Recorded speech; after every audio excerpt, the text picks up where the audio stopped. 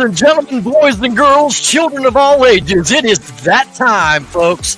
Welcome to the Reseller Locker Room, episode number 11, gentlemen. Number 11, and joining me, as always, in the locker room is BKP, the Beard King Picker, followed by the buttery, lovable Biscuit Butt, and over to the far side, the one and only Snake Charmer rookie, Soda City Flips, Mr. Shane is in the house. And joining us as a visitor here in the locker room is Jared the JRide Flips right here in the locker room.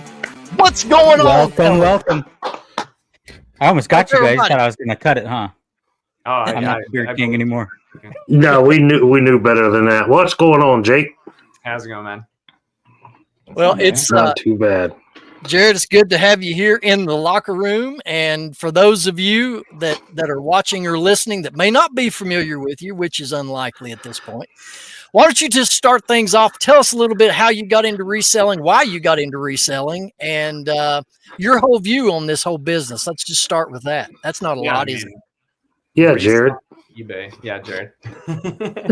My eBay reselling is dope. It's honestly a glitch in the matrix how we can just make so much money picking up things for $1 to $3 and selling it for 15 to 70. So I did 5 years of what's called door-to-door sales, where I would go to different states in the country and then I would knock on people's doors and say, hey, how's it going? There's a bunch of your neighbors getting pest control taken care of. We can throw you on that group rate while we're going to be out here. We're just getting everybody done for super cheap, good old stuff. And then I came home from that and I started my own pest control company here in my own town. And I was going really well, but for the first time in my life, I was waking up and I'm like, oh man, I don't want to go to work. I don't want to do it, But I was a big boy and I just put my big boy pants on, kept making money. But then one day the YouTube gods blessed me with Trash Talking by Gary Vee. And I saw him flipping mugs and flipping all that good stuff. And so I went to the thrift store the very next day. I bought like 6 items. 2 of them sold the first day I listed them. And then I just kept the ball rolling after that. Nice. Nice. What is your favorite thing to sell, man?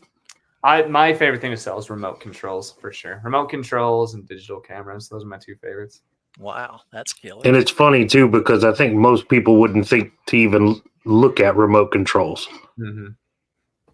Yep, I didn't. For the first 6 months, it was kind of like an aha moment. I found a Harmony 600 by Logitech, and I'm like, that has a screen on it. I'm sure it's worth a little bit of money. It ended up being worth like $80. I'm like, wow, nice. And I looked up the Sony right next to it, and it was worth $17. I'm like, $1 into 17. What have I been doing? And so I just started buying.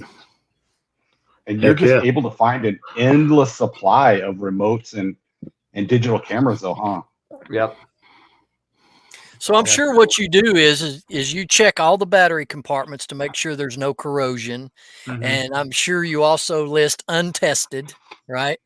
No, I list them as functioning and all that good stuff. Okay, all right. Didn't you put out a video on how to test them with the camera, the phone? Yeah, that's how I learned how to test them. I didn't see that. I learned how to test them from you. So at this point, so I tested 200, and all 200 worked. And at that point, I'm just like, okay, this has less than a 0.5% failure rate. So I don't even test them anymore. Okay. Now I have sold, I think I can actually pull this up. Let's see here. I think I've sold about 2,100 remotes now individually. Wow. And I have had 2 returned for not working. So less than 0.1%. Wow. Just less than 0.1%. Where do you find all these remotes? I mean, yeah, just thrift stores. And then here's a pretty cool hack that I used when I was building my store, but not anymore. You can go to recycling plants, and then you can put on a vest, and then you can go to the yard and you can pick. And I found a lot of car stereos and things like that, but I would actually find a ton of computer components and remote controls. I found a ton of remote controls just putting on a little vest, and my buy cost was like 4 or 5 cents. Wow, dude. Wow. Yeah. That's interesting that you go to a recycling place. That's an interesting way to source for reselling for sure. Yeah, I heard Jake mention that in one of his lives, and I was like, I would have never considered even thinking that a recycling center would be a good place to source. Neither did I, but I speak Spanish because I went and I served a mission for my church for 2 years in Mexico. And so one day I was just standing in line. If you guys watch my TikToks, every single morning there's just a line of 20 to 80 people in front of my store. Yep. And there was this Mexican. We were just, speaking in Spanish and stuff. And he's like, "I like you, man. I'm gonna give you my golden nugget." And he told me about the recycling plant. I'm like, wow. Gracias. yeah.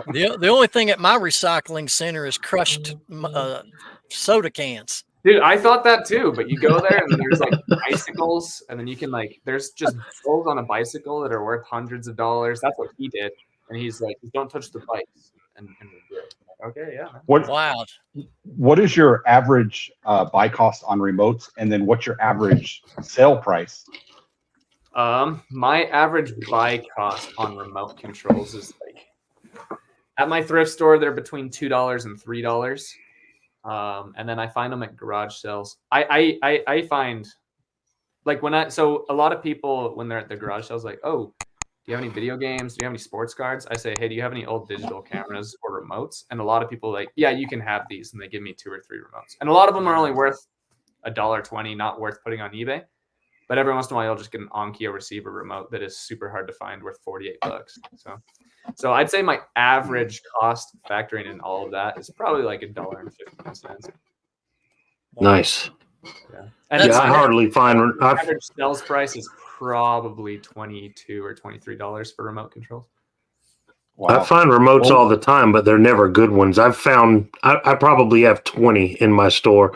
Most of them are around $1 a piece, maybe $2, but none of them are worth picking up. I hardly ever find good ones.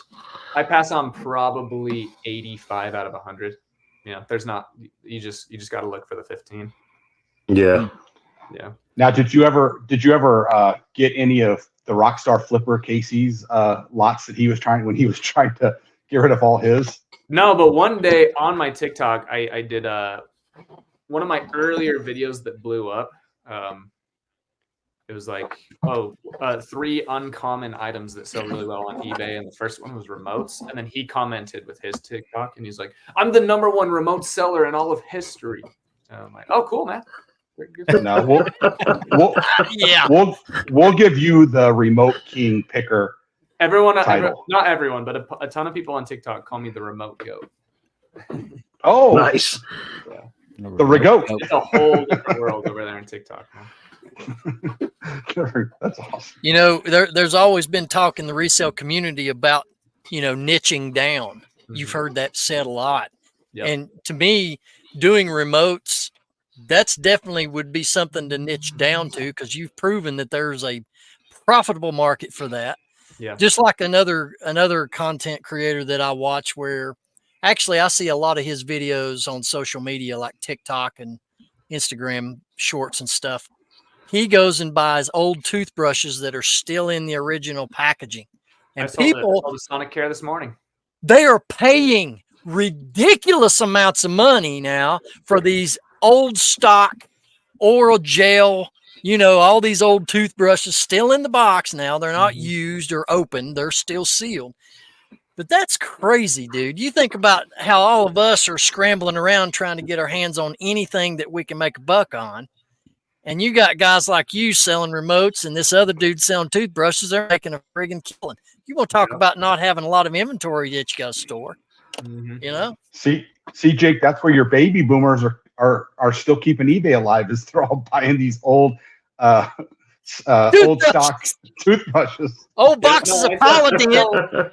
And all that. I sell a ton of VHS players, and if you ever sell them and you want to get better engagement on TikTok, call it a VCR player, because people will yell at you in the comments. But I sell a ton of those, and in the notes for the purchase, a lot of times it'll say, "Hey, thank you so much. Can you please ship this as soon as possible? Our resident Johnny, who is 98 years old, will only use this Blue Line VHS player to watch this Winnie the Pooh cassette tape. Thank you so much." So a lot of people think that, a lot of people, when they're trying to buy inventory for eBay, they're thinking, what would I buy on eBay? But I wouldn't be surprised if 40 to 50% of the people that actually buy from me aren't people, they're businesses or their marketing teams or things like that. So that's who I'm trying to like find things for as well. Okay. Hey, so it's no secret that you invest a lot of time and effort into your social media outlets. Yeah. Talk about the value you get from that. And then the second part of the question, does all the results you get from your social media results, how that equates over to your YouTube channel? Yeah, so the first question, what's the value from the social media? Well, first of all, it's monetarily very valuable. I'll speak candidly. A lot of people, everyone, you don't ask a man how much money he makes, right? But I'm perfectly fine sharing all that information with people, especially like as a YouTuber. My goal is to be like the most transparent YouTuber that gives the most value to the community. That's my goal every single time. So a lot of people will like complain about other social media people, like, oh well, he makes more money on social media than he does reselling. And it's like, well, yeah, good for them. We're all trying to make money, right? So I'm not quite there, because I actually do like make a really good amount of money on eBay, and I'm starting to make a really good amount of money on social media as well. So what's really cool about TikTok is if your videos can be over a minute, so they got to be 61 seconds or longer, I make like $2.15 every 1,000 views. And I've already had a couple videos get over 1 million views. So wow. If you do the math, that's like $3,000 for one video that took me 4 minutes to upload and stuff. So there's a ton of money to be made in short form and long form. As far as funneling people from Facebook is really good too. But as far as funneling people from Facebook and TikTok to YouTube, it's impossible. It doesn't work. Like it's like I thought that like, oh, 18-year-olds watch YouTube and TikTok. No, dude, they just watch TikTok. I thought, like, oh, there's 45-year-olds that, have TikTok. And they do, but they like, I don't know. People they like certain long form stuff and they like certain short form stuff. And so like some people love a 1 minute video about thrifting, but they will never watch a 14-minute thrifting video and vice versa. So it's hard. I'm actually trying to actively learn how to bridge that gap, but it's actually very difficult. So basically you have your audience for the long form YouTube, but really you have to treat your other social media platforms like TikTok as a separate monetary engine.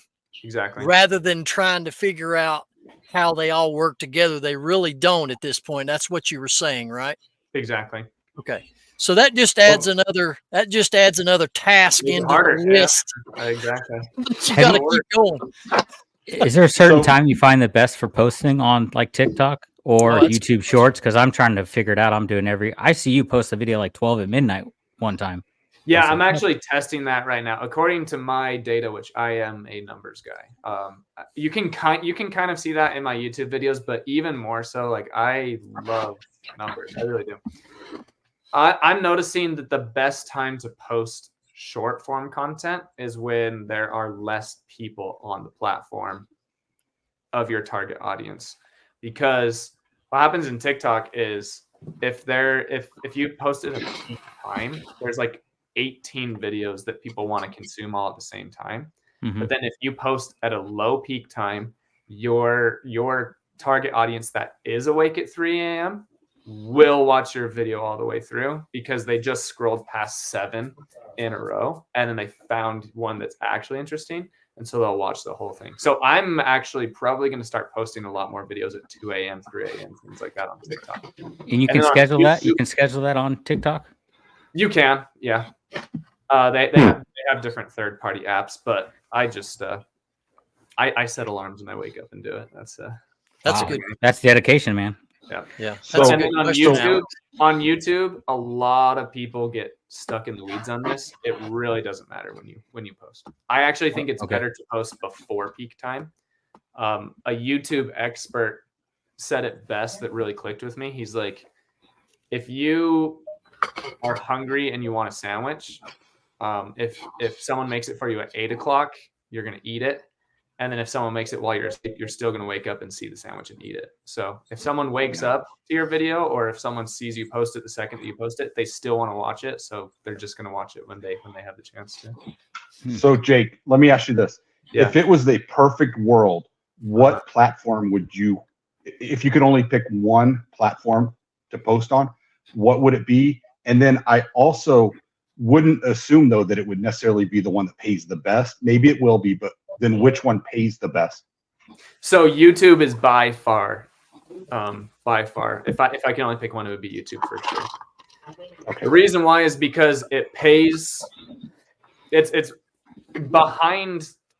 Dude, so right now I'm making. Okay, so my last paycheck from YouTube was for AdSense was $3,700. And then my last paycheck from TikTok it's called their creative fund. So TikTok just has $2 billion, and then they distribute it equally as far as your views. That paycheck was $4,800. So it was $1,100 more.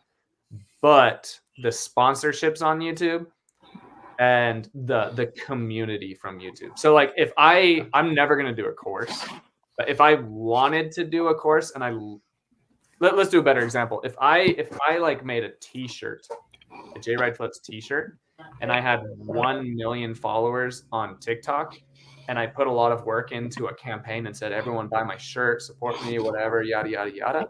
I think I would probably sell to 1 million people on TikTok. I would probably sell 300 shirts. And if I had 100,000 on YouTube, I think I would sell 25,000 shirts. So it's just the community, because on TikTok, I see people all the time that I have no idea what their name is, and I just watch their 60-second video and then I forget about them. Yeah. And then they'll pop up in my feed 7 or 8 days later. But if you're willing to watch a 17-minute JRide Flips video every single time it comes out, then you actually have a connection with me. And if I ever asked you to support me through the means of buying a shirt, your chances of doing that is probably, 7,800 times more likely than. Yeah. Wow.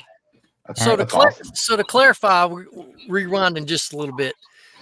When it comes to when you should post your YouTube content, it basically doesn't matter what time of day or night or anything, right? No, I don't. I think it matters slightly. Almost doesn't matter at all. But if someone asked when is the best time to post, I would look at your analytics. The most likely it says there's the most people on at 6 p.m. and 4 p.m. I would post at 11 a.m. I would post. Yeah. So that way I see your video. I asked that question too. Sorry. You're so freaking loud, bro. Sorry, this last thing. My biggest competitor is Daily Refinement. We just have the most similar stuff, and he gets more views than I do. So I make sure to not post when he's posting, because if people see a JRide Flips and a Daily Refinement, then they'll pick a Daily Refinement, and then they'll see mine, and YouTube will recognize that they saw mine and chose not to click on it, and that's a no-no. So I make sure. Yeah, that's bad. Those guys. So I asked that question that Ben just asked. Shane, can you turn your mic down or loud? something? Yeah, it's crazy loud. I'm blowing my ears out here. While he's trying to fix, I have one more question about shorts, because I'm trying to focus on short form content. Should I be posting more than one short form YouTube video? I was doing up to 3 a day. I don't know if that's too much, and just doing one a day, or doing as many as I can. So the difference between YouTube and TikTok is YouTube shows. Beard King Picture posted this 2 hours ago, 6 hours ago, and 11 hours ago. TikTok doesn't. So people can possibly get annoyed being like, oh my gosh, he's posted 3 times today. You can post 11 times on TikTok and people don't know that you posted 11 times on TikTok. So when it comes to Instagram, I don't think I would post more than 2 a day. But if I really wanted to, I'd post 9 on TikTok if I absolutely wanted to. YouTube, I'd say, is closer to Instagram, I would probably just do 2 a day, maybe. Okay. But like So- when people can see, oh, he just did one 90 minutes ago and he's doing another one. No, I've been doing one in the morning and then one like at 5:30. So one at 6 a.m. is when I see the best results, and then like 5:30. Yeah, that's I so like, no one truly knows what's best, but I'd say that's a good strategy. 2 a day, Okay. like 8 or 12 hours apart. Cool. All right. What guys? You got any other? You got Shane? more questions, Shane? Is my mic still super loud? Yeah, dude. Wow. What in the world? You're too. It's not that it's super loud; it's just fuzzier. You're it's just. loud. Did you hit the gain? Did you turn the gain up? You probably hit the gain because we have the same mic. If the gain. No, I just. Well, last week you sounded like down. an alien. That was pretty cool. Yeah, that ended up being something in the system. Well, use your snake charmer voice. Yeah. Maybe that'll help. But no, I was going to say, Jake, that I asked YouTuber one time, much higher subscriber count than me, that same question about when we should concentrate on trying to upload videos. And I don't remember the exact things he told me, but it was certain days. He basically said the same thing. It doesn't really matter, but don't post on Sundays. And there was like one other thing at a time, but then I noticed he does almost every Sunday. So I thought that was strange that he was telling me not to do something he was doing. Yeah. Yeah. Sometimes the YouTube analytics can get scary because you'll see like, okay, I average 4,500 views in the first 24 hours. And this one only has 2,100 because you posted it on a Sunday. But some people like don't log on to YouTube Saturday and Sunday. And then when they log on Monday, and they see their sandwich there, they'll still take a bite out of it. And then it'll just keep going up. So I really don't think it matters when you post really at all. I love the sandwich analogy because I do too. It connected with me so well. I love to eat. It's like you know something, but then someone like explains it to you in a way that really sticks with it. And you're like, oh my gosh, like I actually know it in like a fourth dimension or something, Yeah, it makes sense. All right, I'm going to put you on the spot. Let's do it. Who is your favorite YouTuber? My favorite YouTuber? Yeah. My favorite YouTuber is Osborne To Thrift. And unfortunately right now he's not making like any content. Really? And a lot of people ask me about him because I talk about him every once in a while. Him and I have had a few conversations, but we don't like know each other on a personal level or anything. So I don't know what it is that's stopping him from it. I know that he's like absolutely killing it on eBay right now. It wouldn't surprise me if his 90-day total was over $100,000. So it might just be like he has so much work to do that he just doesn't have time for YouTube. But I don't know. He just hasn't been posting in a while. Yeah, he posted a Instagram today where I think he had 50 items going out for $6,000 or something. So he's definitely killing it. Yeah. Okay, Jared, I'm going to ask you this. What is your personal long-term, Jake. He's not the Subway guy. Sorry, Jake. JRide. It's fine. He's State Farm, not Subway. My apologies. No, you're good. State Farm. What is, as a content creator and with your own YouTube channel, this thing can go to infinity. I mean, for as long as you want to keep creating content, this thing's going to keep rolling. Yep. What is your personal long-term goal that you want to achieve from your personal YouTube channel? My wife and I talk about this all the time because I'm a numbers guy and I'm actually like very content with life. And I just really enjoy being alive. And I always say, you know what? I don't need a ton of money. I want a lot of it, but I don't need a ton of it. But I remember like early on in eBay, I'm like, okay, honey, I'm just going to get the store up to 1,000 items. And then I'm just going to stop. I'm going to coast. I'm going to maintain it there. And then I got there and I'm like, okay, we're just going to do 1,500. And I got there and I'm like, okay, we're just going to do 2,000. And I got there and I'm like, okay, we're just going to do 3,000. And I got there, and now I've actually been selling so much that my store is shrinking. But I say the same thing about not necessarily YouTube, but I say the same thing about money. I'm like, okay, honey, once our net worth is $10 million, I'm going to stop. But I just don't think that I have Like I really just enjoy working. So I don't know. I don't know where YouTube is gonna go. I really just don't know. I was actually talking to Kevin the other day on the phone about some content stuff, and I'm like, you know what? I kind of want to get to the point where I just make a TikTok video and I find all the items and I say, okay, first one to get it gets it. It's up for 99 cents plus shipping in my eBay store. And that is just a content giant. Like, be the Mr. Beast of TikTok or of eBay reselling. So it's like, hey guys, just got this Dyson vacuum. It's worth $400. It's up for 99 cents plus shipping. Whoever gets there gets there, you know? And that would just, then everyone would always be following you with notifications on because they want to get the cool stuff or whatever. So I don't know. It could get to a point where I have millions of followers. It could get to a point where I just chill at 50,000 or whatever it is. I don't know. That's kind of the hard question to answer, which I usually more calculated. But well, you know, a good target would be passing up good old Harry Tornado. That would be a good goal. So with the way my channel is set up, I believe in myself or whatever. But Harry Tornado is really good at what he does, and he is entertainment based, and I am education based. Yeah.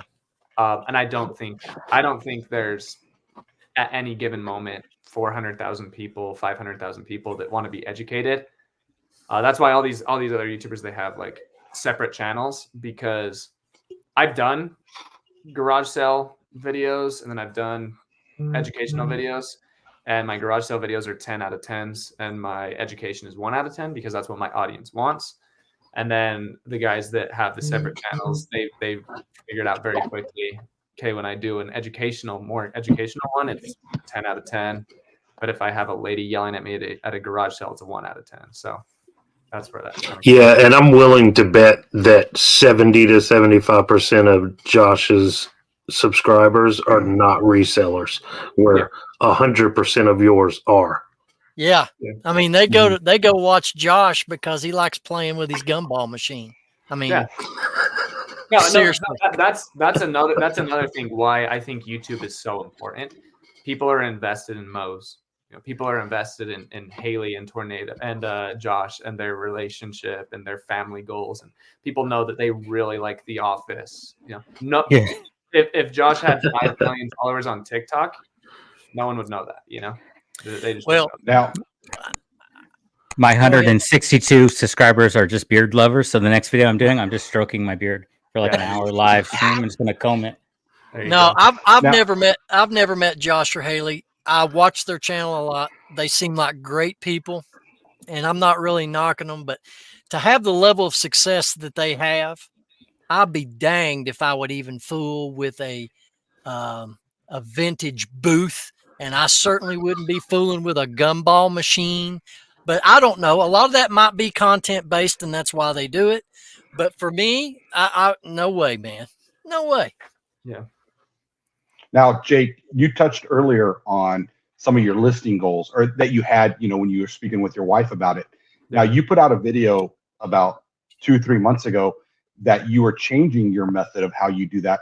And you were basically going to, if you sold 30 items today, you're listing 30. So you're always just going to build it back up to whatever your threshold goal was. Are you still doing that? Because I thought that was genius. I only have to list one a day then. So I'm doing that. Well, I love this concept. Yeah, it was great. I'm doing that on eBay strictly. So like if I sell 21 items tonight, then I'll wake up tomorrow and I'll list 21. But I'm also like selling like 7 on Poshmark, and then I'll do a whatnot and I'll sell 45 items, and I'm not replenishing those. So I'm doing that on eBay strictly, where it's like if I sell 17, I post 17. If I sell 31, I post 31. But it's shrinking because of my Poshmark and whatnot and things like that. Yeah, because you're just taking them out of inventory. Yeah, on eBay. Gotcha. Mm-hmm. Yeah, and it's easy to blow through stuff when you're running whatnot shows. Yeah. Well, the good old USPS has got more price increases coming our way. What's your all's take on that? Surprise, right? After it's going to happen every year, right? It does every year. Yeah, there's nothing we can really do. But it'll usually go down in January, into January or February. Generally, Well, that's been the last. Normally they kick the prices up right before the busy shopping season that we're fixing to enter into, and then they drop them back down in January. Well, they're doing the opposite this time. They're raising the rates in January now. Yeah. So that makes you think. I mean, I know the rates on priorities really going to go tick up there. Makes you think for these resellers that sell these big bulky items that are 10, 15, 20, 30 pounds. Can you imagine where the shipping is going on that stuff? I mean, yeah, but there's two sides of the coin. I mean, first off, I know Jake, just to bring you up, because you pretty much do all free shipping. You're affected more by that than most of us, other than Jake. We all have calculated shipping. Yeah, I don't do free shipping at all. So, I do. I thought. Yeah. Oh, okay. I'm sorry. I don't know. Yeah, I think it was free returns is what he did in one of the videos. Oh, okay. That's what you're talking about. So, in my opinion, if they're raising rates, it's across the board. We all have to raise our rates. So if we're doing calculated shipping, it doesn't matter to me. Yeah. It just matters to the people that are doing free shipping. Well, let me tell you why it matters to me. The margins. Why it matters to me is because we got to pay taxes on that. That's why it matters to me. Yeah, but you're talking a few cents. Coupled by 90 days worth of sales, my friend. And that adds up, that compounds. So, anytime there's an increase, whether it's that's a good problem to have. Whether it's through USPS or whatever, eBay raises its fees, more taxes. But I think if you buy a house and then rent it out, and then you can write off 20%, 27% of it as a depreciation, and then just buy another house every 2 years. Then the taxes. That's right. That's why I'm moving into my camper that's out here parked next to my building here, and I'm going to live in it, and I'm going to rent my house out. But anyway, what other questions you got, Shane? You've been quiet. What else you got to ask? Not much. I keep turning it down. Is it better? No, it sounds good. Okay, good. Not really. I mean, I hit Jake up so much behind the scenes via Instagram and Facebook that we chat pretty often. But you brought up the shipping rates, and I wanted to mention that I sell a lot of blue jeans, and I listed some yesterday, I believe it was. I usually ship those in the priority padded envelope, and it's $8.30, and I think it was $10.30 yesterday for those. So I've got to rethink that because that's $2 more. Is that what you use, Jake, for that? Yeah, everyone uses like the padded. I'm like, why? It's just clothing. So I just use these. Yeah. Are you talking that's passed on to the customer or the eBay discount price? Because that's usually a $2 difference.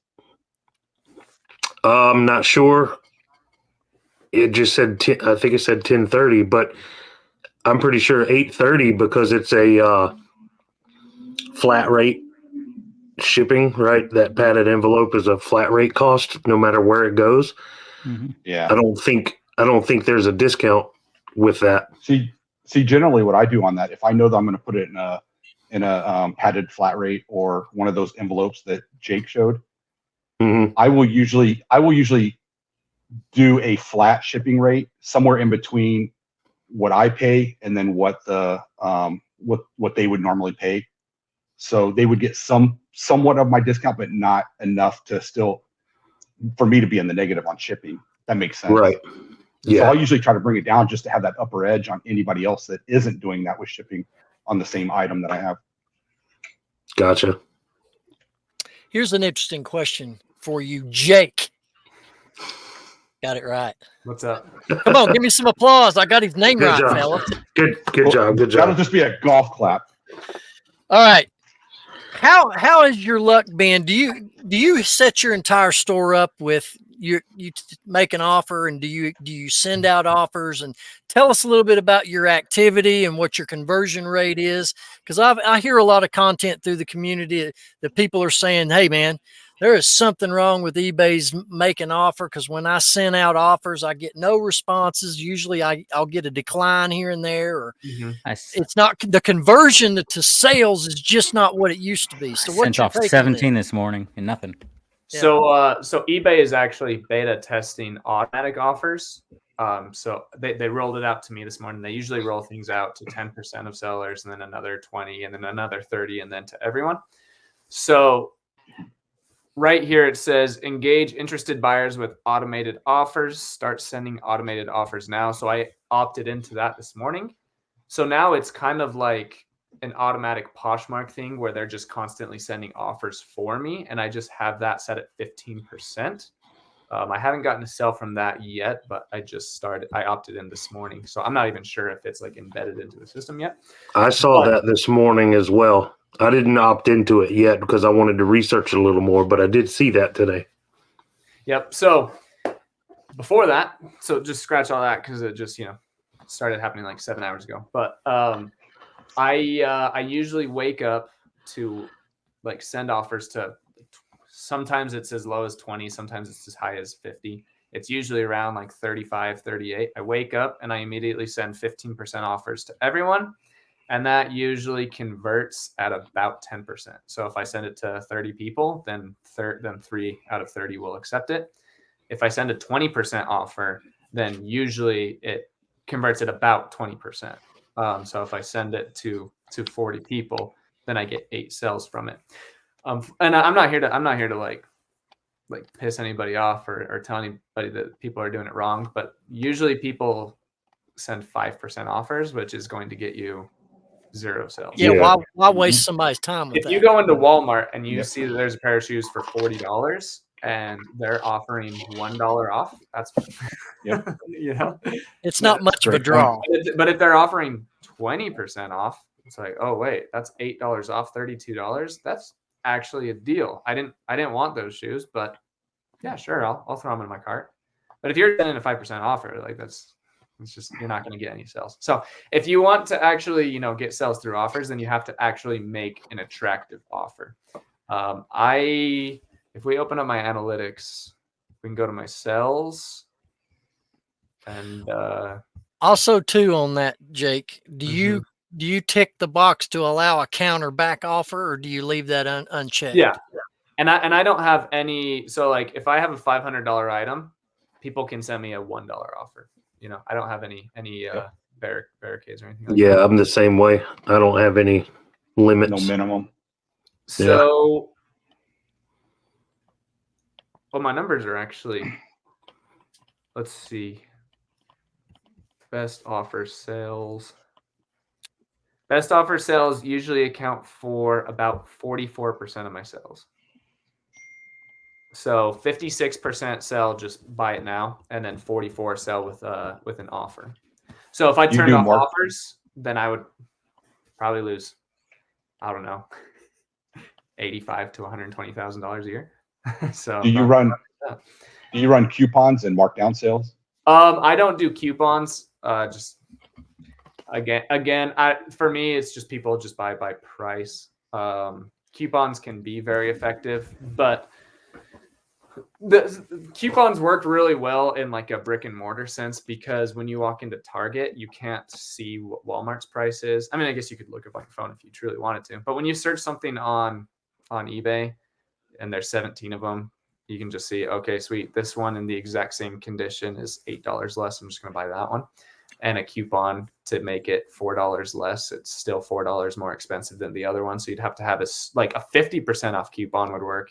But anything under 20%, I just don't think would super work on a coupon unless unless combining orders and stuff. I think with the coupons though too, if you're only doing coupons, most people, and I would say at least 60% of the people out there, when they're searching for an item on eBay, they're always going to search according to price. Yeah. And if you have a coupon attached to it, if you have a 20% coupon, you're still way down in search. You could be on the second or third page. Nobody will ever know you have that coupon. Yeah. So that's why I use tandemly or hybrid. I use both the markdown sale, usually at 10%, and then I have a 10% off coupon. And then that 10% markdown sale will still put me somewhere in the top 10 at least. Yeah. And then I'm hoping that it'll catch their eye, that they see that there's a 10% off coupon, which will now push me up. But would you suggest that it might be better just to actually nix the whole coupon thing and then just go with 20% off? Because I think what I'm assuming is, hey, if I can get somebody to buy it at that 10% and then they not see the coupon, or I guess the other way around, right? Is that what it would be? Or if they just, there's an opportunity that they may not see the coupon, and if they don't buy it with the coupon, then at least I sold it at that 10%. Or do you think I should just go straight to just 20% off? So this is something interesting that I've been thinking about a lot lately. So I'm invested in all the major tech companies. So I own a little bit of Apple, a little bit of Facebook, a little bit of Amazon, a little bit of eBay. I actually own a pretty decent sized chunk of eBay. It's kind of fun. What I'm noticing, so like the metaverse is like, they're trying to immerse us, right? There's this push in e-commerce where I personally thought that when someone wants something online, they search it and they click on it and they buy it. And in the early 2000s, that was e-commerce. E-commerce today is literally shopping. You go into a mall, you look on it, you look at a ton of things, you try them on. E-commerce is becoming that, and these companies are pushing that. So they're trying to get people to log on to eBay and stay there for 17 minutes, 39 minutes. That's really long. But they're like, the average, if you looked in 2004, the average time spent on eBay each session was like under 2 minutes. Now it's like over 7. They're trying to get it to 14, and they're going to try to get it to 30 minutes if they can. So what I do is offers. I know that Ben was just saying, like, a lot of people are kind of like iffy about offers. I think offers is the best strategy, because people are willing to be like, I didn't actually come here for a specific item, but this looks interesting. Like, honestly, if this guy or gal sent me 10% off or 20% off, I buy this, but I just don't want to buy it at that price. So I'm just gonna heart it, and if I get the right offer, I'll accept it. And so that's the strategy that I'm doing, is have an aggressive price and then allow offers and send aggressive offers and just play ball. So you're trying to tap into that. Sorry, I didn't hear either question. What about promoted listings? Are you promoting your listings, and at what percent if you are? Yeah, so I promote all of my listings across the board. Some items definitely don't need to be promoted to sell. Some absolutely do, but I don't want to take the extra time in the day to do that on every single item. So I just promote all of my listings across the board at 2.6%. 2.6. So when I first started promoting, you could do as low as 1%. Yep. So I started at 1.1% to be slightly above the fold. And then I did 1.5, and my sales increased by like 2 extra per week. And then I'm like, let's see if I go to 2.1, if it will increase to 4 extra per week. And it did. And I said, let's go to 2.6 to see if it goes up to an extra 6 per week. And it actually went up to an extra 9 at the time. And I'm like, sweet, this is my sweet spot. And then I've just stayed at 2.6 for like, I think it's been like 10 months. Huh. And it's clearly doing well for you. Yeah. But yeah, I'm a big, the thesis of my channel is I want to give extreme value to anyone that listens to my videos, and I want people to make more money than they ever have, and I want them to spend more time with their families than they ever have. But if you gave my channel like a thesis of the month or the quarter, my thesis is definitely only buy fast sell-through rate items. It is much better to list 4 high sell-through rate items than to list 25 decent sell-through rate items. So I'm really just in the mode of like, you know what? I would love to list 20 today, but if I can only find 7 that have an 80% or higher sell-through rate, I'm just going to list 7. And those items don't even really need promotions if you want to get a bigger margin. But 2.6%, like if I sell $16,000 worth of merchandise, I only pay like $400 in promotions, and any business person would spend $400 to make $16,000 in revenue. Yeah, for sure. Oh yeah. Yeah. I'm going to jump in here real quick and tell our viewers first, once again, thank you for joining us here in the locker room. We have a current subscriber giveaway going on. We've got a giveaway that we've got to do, fellas, and I think we're going to wait a week or two and let all of our viewers and subscribers go down into the comment section. If you look at the scrolling tab at the bottom, like this video, subscribe to this channel, leave your comments down below, and we're going to be, should we give them a word to put in as a comment so we'll draw it? Should we tell them what the word is? Anybody want to give us one? Huh? Hello Kitty. Hello JRide. Kitty. Pikachu. I think it should be JRide because it has to be this Biscuit particular top video. picker. Yeah. Biscuit top hashtag. No, remote. Let's do remote. Remote. In honor of Jake. There you go. Of Jared. Or should we do Jared? Or should we do Jared? Jared would be hilarious. Let's do it. Let's do hashtag Jared. How about that? Hashtag Jared. Down in the comments, you must like the video, be a subscriber of this channel, and leave your comment, hashtag Jared, down in the comments. Your name will be entered into our drawing, and we're going to be doing this drawing for a $25 eBay gift card and a prize pack every time we get 100 new subs. And gentlemen, as our sub count gets higher, so does the prize money on the card. So you want to be in on this, you better get all these items done for us. We certainly would appreciate you very much. Gentlemen, let's cycle through. We spent 46 minutes grilling Jake down to the bone on picking his brain. Let's talk about our find of the week. Who wants to go first? I will, because none of y'all are ever prepared. This is a Marks train. It's a train set that I come across, and it's from the late 1950s, and it's from the toy company Marks.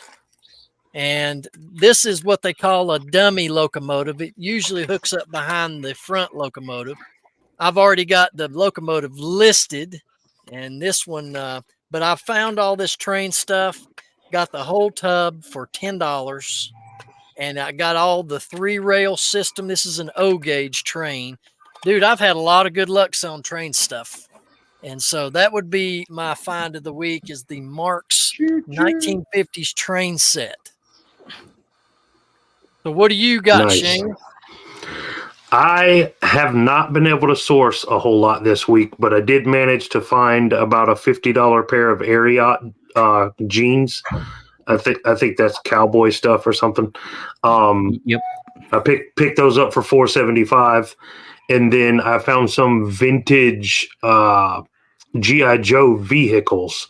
I haven't looked up comps on all of them yet, but one little tank looking thing is comping out at about 40, and I got 2 of those, and like it's all, the rest of them are like incomplete pieces of these vehicles. They're mostly there, but they're missing some of the smaller attachments and stuff, but should get, I'm guessing, at least $200 out of all of it. Nice. Very nice. What do you got? I found. Oh, go ahead, Alex. Huh? Oh, it's my turn? Either one. All right, this Buddha vest. I don't know. That's the clothing company. It's Beautiful. This vest is discontinued, and they were $350 brand new. Wow. I listed this one at $200 because they're still selling the newer models that they make of these, or stuff they're selling around $350. So mine pre-owned I put it at $200 with best offer on it. So we'll see if I get any followers on it. It's like a steampunk type of vest. All right, Archie. I found a $20 Panasonic laser disc player. Now, earlier this week, I had was it one of you guys that I had a conversation about laser discs? Somebody I had a conversation with, and they're like, "What is that? Never heard of it."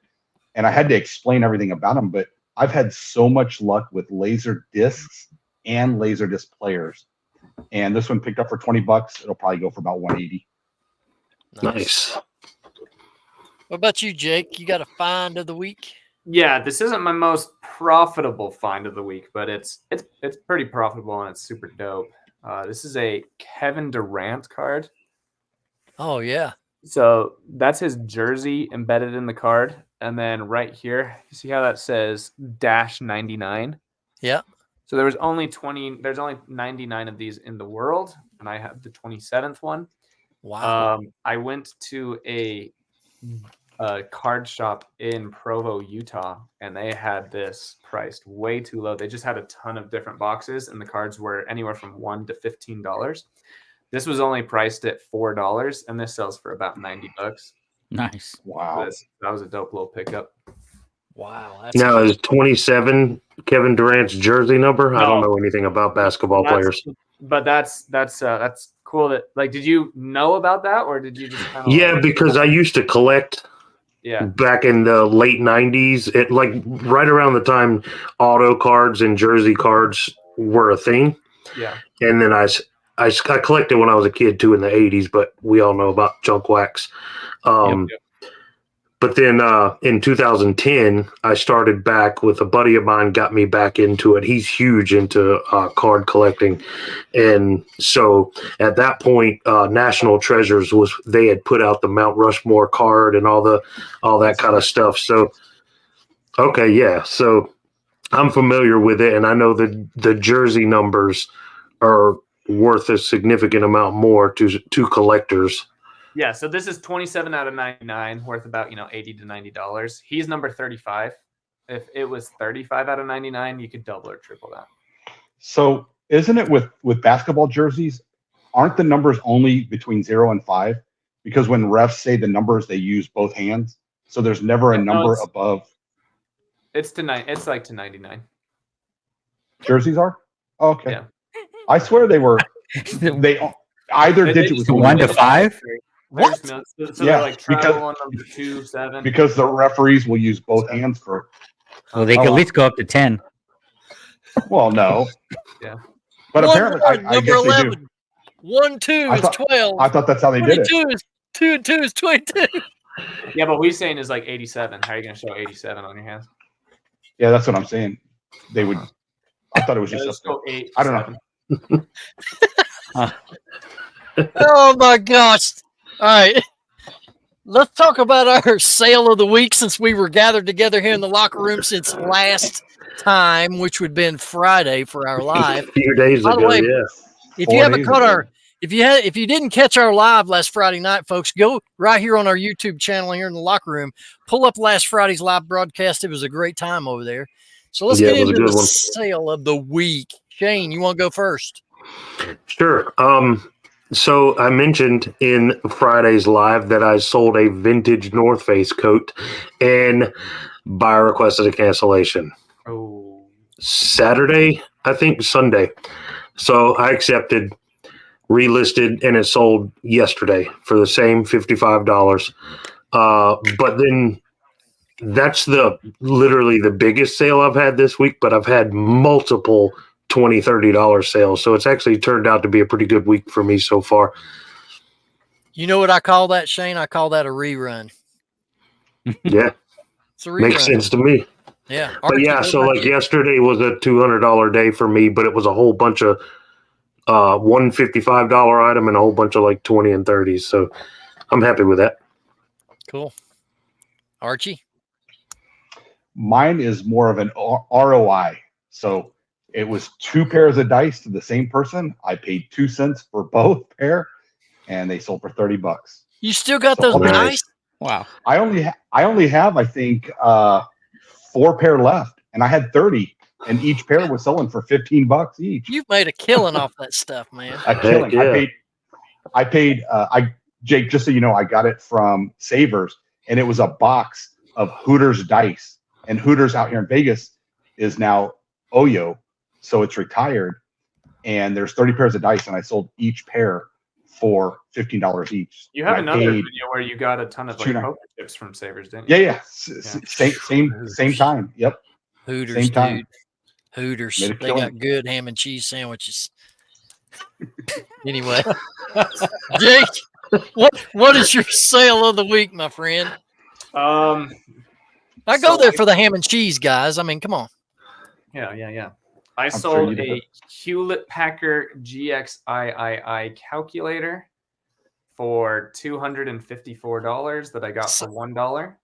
Say what? And then it also had a math card that had software on it that I pulled out, and I sold that individually for $100. Sweet. Yep. Wow. So That's insane. $2. I got the calculator and the pack for $2. So I said, "Oh, calculator $1 for cost of goods," and Where'd you get it? Deseret Industries. And what's cool is I was at my in-laws yesterday, and my wife's grandma gave me that exact same calculator, so I'm going to sell it again for another $225, $250. That's killer, man. Nice. I heard in your video today that your wife's grandma gave you some. Yep, that's cool. Now I call that right there a series. Yeah. You had one you sold. Now you got another one you're going to sell it. That's a series to me. Series. Yeah. I call that a series. I call that you're a reseller if you take something your grandma gives you and you resell it for $200. Yes, which we're going to get to that segment in just a minute. So be thinking about you're a reseller if. We'll get to that in just a minute. Let's get down to Alex. What is your sale of the week, my friend? All right, this Funko Pop soda with Jack from The Shining. This is a Chase. It's the Chase. Oh, it's the Chase one. So he's like dead. It's totally blue. And I bought in the lot for $300. I probably only have like 25 cents wrapped into this and sold for $45 today. This is actually the third Funko I sold today, but this is the highest one. That's awesome. Well, mine, guys, I picked up at my local Goodwill for $3.99. It's a Speedo. No, it ain't a banana. It's not a banana hammock. It's not a banana goggles. Banana hammock. It's a Speedo large swimmer's backpack, and it's really an oversized backpack to carry all your fins and all that swimming gear, goggles and whatnot. So $3.99 into it and sold for $36.99 plus shipping, and that lasted less than a week. It listed and sold. Nice. All right. Now we get to Alex's favorite part. We're going to talk about our most pathetic sale of the week. Oh, yeah. Let's see. What do you got? I'll go ahead and tell you mine is a Hot Wheels car I sold for $5 plus shipping. Yeah, let's see if I have one lower than $5 to beat that. Yep. We need to go lower than 5. There's where the bar is. Oh, I got you guys. I'm looking now. Man. A lot of books. I mean, they're all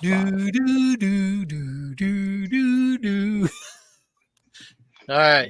While y'all are looking there, I want to tell you real quick. I watched Paige today. And for those of you who know who Paige is, he's 1 foot flipper.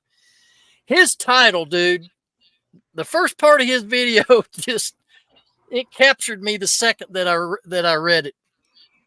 How to convert your bi-curious customers. Dude, that title, am I the only one that gets that? I mean, seriously, that is awesome. He reached out to me yesterday morning, and he's like, I'm about my next 2 videos. I'm worried about the titles. Tell me what you think. And I was like, dude, you got to do it. Well, I'm not gonna spoil the other one, but now that one's out, I was like, dude, that bi-curious thing is absolutely hilarious. And then on my live, he brought it up again last night because he wanted Jake's opinion. Yeah. BUY, bi-curious, meaning the watchers that we have on our items. What a play on words that was. I was just like, dude, that's so killer. I'm proud of him for doing that. That's awesome. All right. Who was next I found one. Right. This is LeBron James, these little gooey toys. Sold. Gooey. What's a gooey toy? You can pull them and they stretch. They're like stretchy toys, right? It's a LeBron James. He's like the blue version of this. So the crazy thing, last year I sold probably 30 of these things on Amazon for $45 each. And this year I listed the one that got returned to me from Amazon, and it only sold for $5 on eBay. Bar still set at $5. I didn't have anything under that. I don't have anything, but speaking of those little gummy figures or whatever, I just discovered on TikTok. I don't know if you guys discovered this guy, but this guy gets hundreds of thousands of views. And all he does is he takes old vintage, those little pull apart, and he cuts off the arm, sticks a hose in there, a water hose, zip ties it, and then just blows it up and it expands like literally like 20 times the size that it is, and then he pops it, and he's getting hundreds of thousands of views. Like he's getting like old vintage like Hulk Hogan's, cutting off the arm, sticking the hose in there, and just blowing it up. So these toys got popular because the year I was selling them, people were like exploding them on TikTok. So they were really, some of them sold for a stupid amount of money. I don't know if they were like popping them or something because they have stuff in them. That's why they were kind of popular. It was just a short window. There's this really rich guy on TikTok that he buys coins that are valued like $30,000, and then he'll just take a screwdriver to it and destroy it. Yeah, I've seen them. Crazy. That's messed up. All right, Jake, you got a pathetic sale. I find that hard to believe, but go ahead if you've got one. Okay, so speaking of Harry Tornado and his gumball machine, I can relate to that because like it's something that's really fun for him, right? I sell sports cards. Not all of them are like this. Not all of them sell for $80. Yeah. I bought a Russell Westbrook UCLA rookie card, so he's in his college uniform. Not a lot of like Russell Westbrook cards go for decent money, but no one wants them in their college uniforms typically. So I bought it for $1, and it sold for $3.10 shipped. After fees and after shipping and everything, I made a profit of 68 cents. Ding, ding, ding. We've got a winner, baby. Woo, boy, you can go buy yourself a straw now, my friend, with that profit. Listen, I love to sell things that make me a ton of money, and every night I list 10 basketball cards because I absolutely love it, and I lose. I say this humbly, I make a ton of money per hour, and I lose money to sit down and list 10 basketball cards every single night because I love it. Well, that reminds me, Jake, of something that I put out a video, and this is kind of what I live by, and it has been with everything that I've ever done in my adult life. I want to know your opinion of this statement. Obsession beats talent every time. Yep. You agree? My wife is a college soccer player, and she's the hardest worker on the field. And she always says hard work beats talent when talent won't work hard. And I always tell her, but when talent works hard, it's unstoppable. And she is the talented person that still outworks everybody. And it's, if you're obsessed or if you love it, like there's this cool quote where it's like, if someone walks to meet a goal to walk 1,000 miles, they'll stop at 1,000, but someone who just loves walking will walk 50,000 miles. Yep. Yeah, that's true. I'd walk 5,000 more. I mean,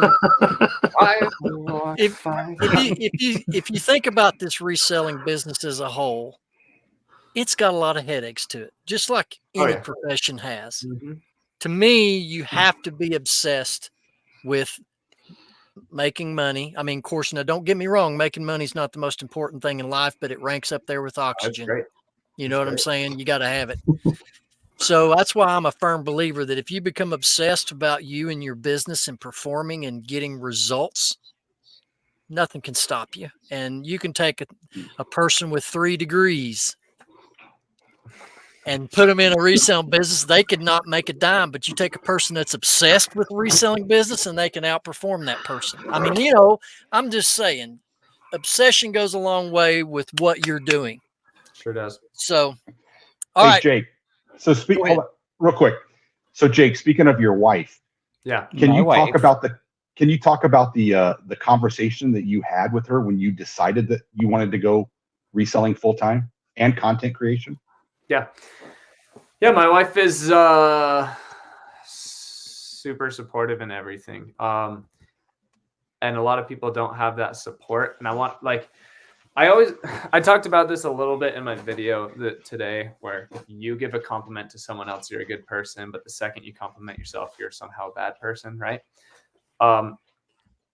I feel for people that don't have a supportive spouse for their reselling business or for other things that they do, but you really have to earn that respect, you know? Yeah. So my wife is confident in anything that I do because she knows that I'm going to put 187% effort into it. I've calculated that number. No, I'm just kidding.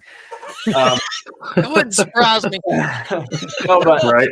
Like I earned not when someone loves you, you don't have to earn their trust, but you do. So like, yeah, my wife, I could tell my wife like, hey, listen, we're gonna sell our house and our cars and everything, and I'm gonna do this, and I need $80,000 to start it, or I need $450,000 to start it, and she would say, "Are you sure?" And I'd say, "Yeah," and she said, "Okay, let's do it."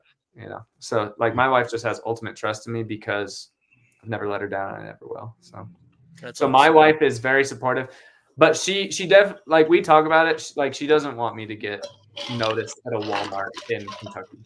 You know, so like, I don't know if we get too many followers, we might scale that back. We might not, or whatever. But it's a conversation we have. Like I want to maintain privacy in my life, but we'll cross that road. I mean, let me tell you, dude, I just hit 1,000 subscribers and I've been recognized twice. So it's coming for you, buddy. No, I get recognized actually pretty often already in Utah and in Vegas. Yeah. I can't go to my Goodwill without being picked out already. But here's the deal, though. Trying to maintain privacy while putting a segment of your life out there on YouTube. If you accomplish that, let me know. Okay. But anyway, gentlemen, let's move on to the tip of the week. And I'm going to go first because I'm going to do a practical tip for a reseller that may not know how to properly use a tape gun. So we're going to tape together a 9x64 box. It's fairly easy to do. No, I heard it was like this. You got to feed, huh? Well, you got to feed the tape through, and then you run it like that, and then you just cut it off, and then boom, you got a tape box. That's my tip of the week. Don't cut your hand. Don't cut your hand. Yeah. All right. Who else got a tip of the week? I'll go next. You guys want to start selling remotes or Guitar Hero guitars or anything that may have corrosion? The best thing to use is white vinegar. So when you spray white vinegar on it, it immediately has a chemical reaction and it starts foaming. Let it foam for like 6 seconds, wipe it off, and there's zero corrosion. If it's a little worse than that, then you take a wire brush, you spray it again, let it foam, and then toothbrush it with the wire, and then it's good to go. And that's even when it patinas like into a green color, you can still do that. Honestly, it's kind of weird how like remotes, it's almost always like a true brownish orange. Yeah. But with cameras, it's almost always a greenish blue. It's just kind of weird. So yeah, it doesn't matter. Just if you can get it off. Like a lot of people will see that there's corrosion and then pass on an item, which makes me excited, especially in my area, because it is extremely rare that the corrosion actually makes it to the circuit boards. Like it's usually just on that swirly metal prong. And then so like that's why I've been so successful selling cameras, because I buy like 400 cameras off of eBay for $1,200 that are in broken condition, and 280 of them work because people just didn't wipe off the corrosion, and then I can sell them for full used price. Well, that brings up a question, Jake. Do you ever source off of Whatnot? Yeah, I do. Yeah, I source a ton of basketball and baseball cards off of Whatnot, and then I also source. I used to source some men's clothing, but I'm trying to get my men's clothing to a minimal portion of my store. Gotcha. I've sourced from Jake on Whatnot. Sweet. Anybody else got a tip of the week? When life gives you lemons, sell them. Yeah, there you go. What about you, Archie? Get your oil changes regularly. Yeah. Oh, wow. It's out of love. It's out of love. It's too soon. You know, Shane. Too soon. All right. Well, first off, I want to say I'm glad Jake brought up the white vinegar because I learned that from watching your videos, Jake, and I meant to ask you that when we were doing the little interview session with you for those who may not have seen that video, and I completely forgot, so I'm glad you mentioned that. But no, my tip for anyone who's not a channel member of JRide Flips, that's my tip of the week. Go there to learn all the behind-the-scenes stuff that only the channel members get to see. I think I was your second or third channel member. I can't remember, but I've learned a ton of stuff from those videos that you post back there. So thanks, man. And yeah, Archie, I think, can vouch for that as well. But he still says he's the worst reseller, so I don't know if that's a compliment for you. Well, I am, but it's no one's fault but mine. You can follow the tips. Yeah, like these guys tell me all the time, sell-through rate, sell-through rate, sell-through rate, and I'm just like, oh, look at this awesome thing. Let's just buy it. Look at this old book. It'll take a year to sell. This Avon plate that has 180 listed and 1 sold. Yeah, I showed you guys the Avon pistol in one of my videos, the one where I broke the China doll with the hammer. Yeah. Yeah. So, but that video was all for fun. It was 100% jokes. So my tip of the week, I have a tip of the week. Follow through with any cases that come through from eBay. So whether it be item not received, chargeback, or anything, because I'm going to tell you, there's going to be a video coming out in the next few days from me about a situation I dealt with. And you'll have to go watch the video to find out how the outcome was, but always follow through and make sure you fight, know your worth, fight for your right. To party. And I can attest to that as well, because as I've mentioned before, with the one time I was scammed, and that the one time I know for a fact I was scammed, I fought and fought and fought. And finally, eBay gave me the option to fill out an affidavit. So I filled out the affidavit, and all of a sudden I got my money back. So, yeah, got to follow through. Don't give up. If you know you're in the right, don't give up. And mine's about probably the most scariest situation that all sellers are afraid of, and that's chargebacks. So mine's about a chargeback. So, well, you know, technically you're not supposed to sell shoes that you stunk up. It's against eBay policy for that. So I think you deserve the chargeback on that one. Exactly. Well, I want to go back and give my real tip of the week, because the tape gun thing is just a spoof on another podcast. So that was just for fun. But my tip of the week is, guys, whether you're new to reselling or you're thinking about getting started in this business, or you've been going for 6 months, a year, or 20 years, you need to go over there and visit Jake at JRide Flips on his channel here on YouTube, and catch him on Instagram and on TikTok. This guy is a wealth of information, and you can learn something from him. If you don't, it's because you don't have your ears open. So that would be my most best tip of the week out of this episode, is go visit this young man for sure. Thanks, man. And follow him on Facebook too. He's trying to grow his Facebook over there. Facebook. Yeah, I'm about to pass my YouTube. I have 15K on Facebook too. That's awesome. That went very quickly for you. Awesome. Yeah. You know you're a reseller if. Who's got one? You know you're a reseller if every time you go to a new home for the first time, you look up all the model numbers on their remotes and tell them how much they're worth. Why would I expect that coming from you, man? I do it That's awesome. Everywhere I go, I do it. See, right. mine's gonna be about remotes too, but you might be a reseller if you're the only one in the remote aisle at the Goodwill or Deseret Industries. Yeah. I'm gonna pass. Yeah, I don't have one today either, but both of those were good. Awesome. All right. Well, gentlemen, it is about 1 hour, 15 minutes into the show. We want to talk about once again make sure you go visit Jake over on Facebook, his Instagram, and his TikTok. And, of course, here on YouTube, JRide Flips. You can find a ton of information, not only in the current content he's putting out, but go visit back his older videos and take a pad and pencil with you and start jotting down notes for what this gentleman has to say. He has a lot to offer this community, and I am glad on behalf of the other guys here. I am happy and thrilled that you agreed to come on the locker room with us here, and it's been an enjoyable hour and 15 spending this time with you, and we appreciate you very much. Absolutely.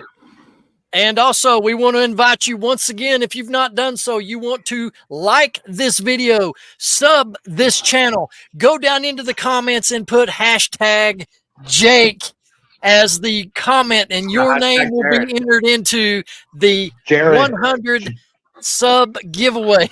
Oh, my Lord, look at the Jared. Jared. Yes. All right, we ready to add another Jared? segment to the show? Yeah. What sold during the show for you guys? Oh, nice. I like that one. That's easy. Nothing. And I did sell something right before we started, though. Yeah, I'm goose egg. I don't know, because I'm actually I've blocked anything coming in because I'm actually using my phone. So that's good. So hopefully, I did sell something, actually. I sold a broken Sony CyberShot. How fitting that Jake is on our show, and I'm selling digital cameras, but I sold a broken one for $27.20 plus shipping. I love buyers all in for $35. Here you go. I sold another Funko Pop Pikachu for $25, a 10-inch Funko Pop. Oh, nice. Nice. That's my fourth Funko today. How about you, Jake? He sold 12 things. Not 12. I sold a Cocomotion. You guys know what those are? I know from your videos. I'd never heard of that before. Yeah, those little hot chocolate makers. Sold one of those for $25. I sold some Lawman jeans. I never sell jeans, so that's from Shane right there. Sold those for $20. I sold a hippie tree shirt for $20. Then I sold a Apple AirPod left only for $30. Nice. Well, I don't have a sale during this recording, but I did have a sale when we were doing our live last Friday. I got to give a shout out to Matt's Profit Pursuit. He bought an item from my store. Matt, I appreciate you very much. You need to go visit him. He's got a up and coming YouTube channel. Him and his plus shipping. You want to go check out Matt's Profit Pursuit right here on YouTube. I think he's also, he might be on TikTok. I'm not real sure, but I know he's on IG, so make sure you go check him out there. But anyway, guys, this has been The Locker Room, The Visitor. This is JRide Flips in the house. Once again, we appreciate you guys being here with us. And if I hit that sub button like that video, down below, hashtag. Did I put Jake in the bottom scroll too? I got to change that too, don't I? I got to do hashtag Jared. Go watch but anyway, we'll get it right. Hey, I'm not perfect, and I'm not a very good reseller either. So, hey, who cares? We all love the business. We love you guys, and I want to tell you, thanks for watching. Until next time, peace and love, and we'll see you right back here on The Locker Room. Adios.